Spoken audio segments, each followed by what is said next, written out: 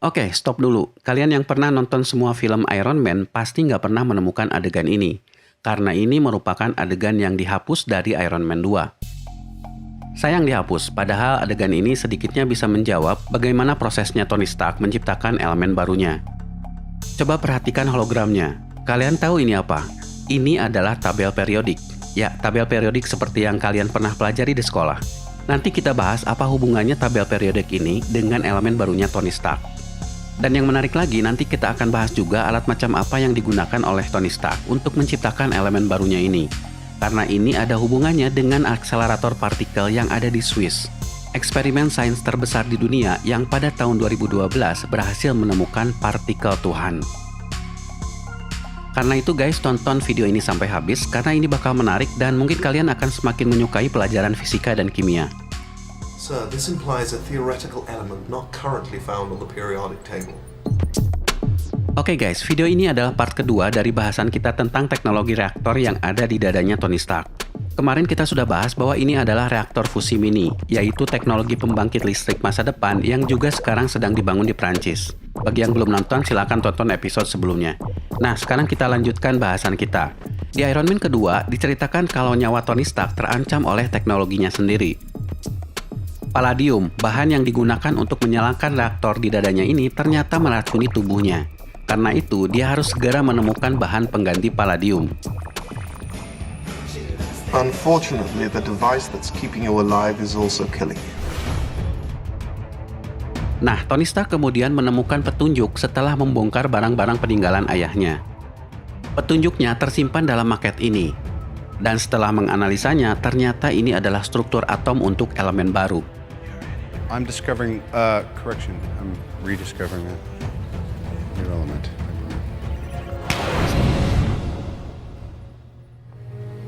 Dead for almost 20 years.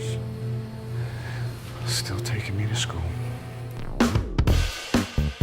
Yap, kita harus kembali ke sekolah untuk mengerti apa yang dimaksud Tony Stark dengan elemen baru. Dan ini penting buat kalian yang sedang belajar kimia. Kalian ingat dengan tabel ini?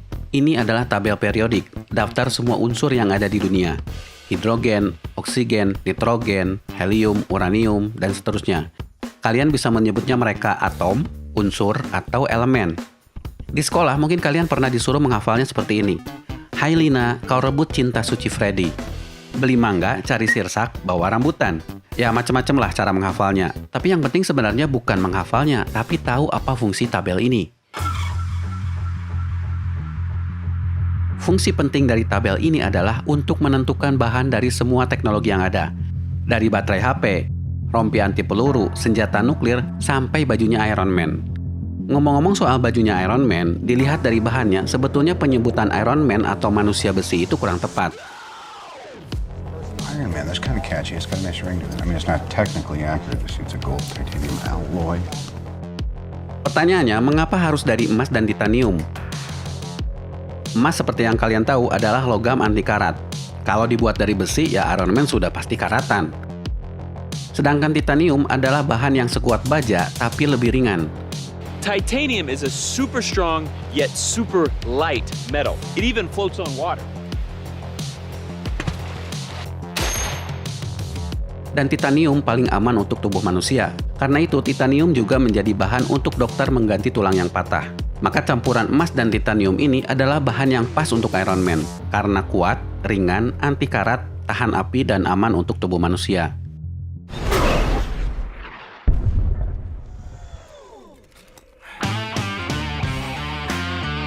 Nah itulah pentingnya Tony Stark membaca tabel periodik ini, karena tabel ini menyimpan semua informasi tentang elemen, dari jenisnya, karakternya, kekuatannya, bahayanya, sampai langka atau tidaknya. Nah ini adalah adegan yang dihapus dari Iron Man 2. Adegan ini dirilis oleh Perception, perusahaan efek yang membuat hologram ini. Di situs resminya, di sini dikatakan kalau ini adalah adegan Tony Stark menggabungkan dua elemen dari tabel periodik untuk mencari bahan pengganti palladium. Periodic table? Rendering periodic table, sir. Adegan ini seharusnya melengkapi adegan Tony Stark untuk mencari elemen baru. Di mana di sini Tony Stark tampak mengulik setiap unsur untuk menggantikan palladium. Tapi akhirnya dia sadar melalui petunjuk ayahnya kalau ternyata dia harus menciptakan elemen baru, alias elemen yang belum ada di tabel ini. Apa itu mungkin? Bukan hanya mungkin, tapi para ilmuwan di dunia nyata pun melakukan itu. Elemen-elemen yang diberi warna ungu ini bukanlah elemen yang ditemukan di alam, tapi merupakan elemen buatan yang diciptakan di lab. Elemen pertama yang diciptakan adalah teknesium, elemen ke-43. Diciptakan di masa Perang Dunia Kedua, berbarengan dengan diciptakannya bom nuklir pertama yang dijatuhkan di Hiroshima dan Nagasaki. Scientists created the first artificial elements during World War II, and they were actually classified at first, and it was only afterward that they were allowed to announce the discovery of these new elements. Nah, supaya kalian paham bagaimana sebuah elemen diciptakan, coba perhatikan adegan ini. What does that look like to you, Jarvis? Not unlike an atom. In which case the nucleus will be here. Perhatikan bahwa bola dunia yang ditunjuk oleh Tony Stark ini mewakili inti atom. Ingat, pada dasarnya setiap elemen di tabel periodik itu adalah atom.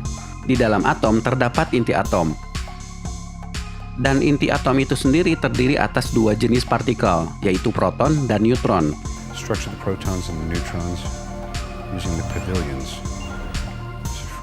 Nah, struktur proton dan neutron inilah yang membedakan elemen yang satu dengan elemen yang lain.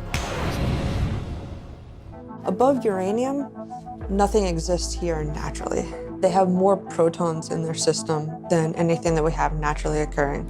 Sir, this implies a theoretical element not currently found on the periodic table. When you're creating a new element, the basic idea is that you have a target of something, and you have a beam of something else, and you shoot the beam at the target. Every so often, one of the beam atoms will knock into one of the target atoms, and the two nuclei will fuse together, and you'll get a heavy element after that fusion occurs. Jadi pada dasarnya menciptakan elemen baru cukup simpel, yaitu dengan menambah jumlah proton. Tapi kalian harus menggunakan alat bernama cyclotron. So we use what's called a particle accelerator, or specifically a cyclotron, which is a large instrument that accelerates ions to a fraction of the speed of light. Ini adalah cyclotron yang ada di sebuah lab di Rusia. Alat inilah yang coba ditiru oleh Tony Stark sehingga harus membobok temboknya.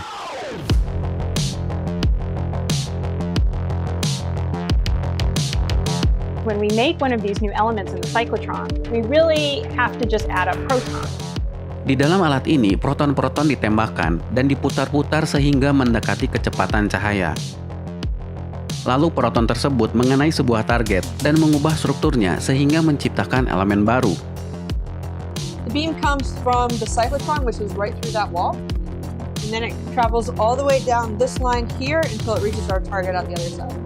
Ya, kurang lebih seperti itulah yang dilakukan oleh Tony Stark. Dia mempercepat proton dan menembak sebuah target, sehingga target ini akan berubah struktur atomnya dan menciptakan elemen baru.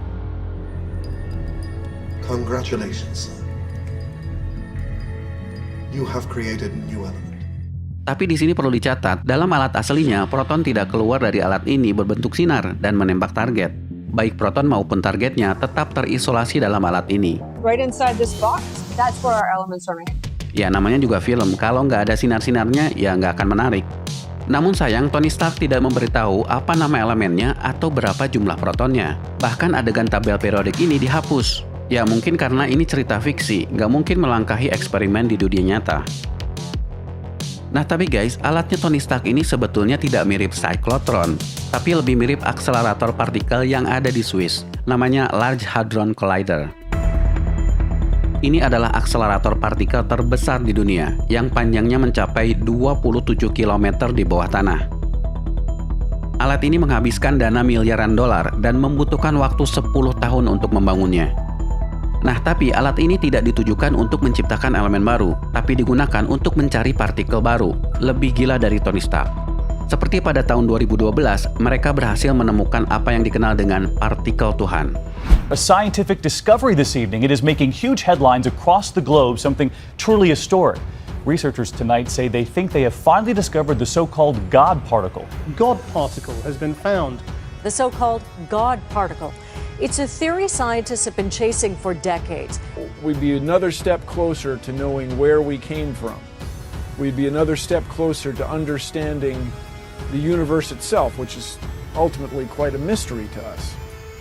Tapi perlu diluruskan, nama partikel Tuhan atau God particle sebetulnya nama yang dilebih-lebihkan. Nama partikel ini aslinya Higgs boson, diambil dari nama orang yang memprediksi keberadaan partikel ini 50 tahun sebelumnya, yaitu Peter Higgs. Well, I would like to add my congratulations to everybody involved in this tremendous achievement.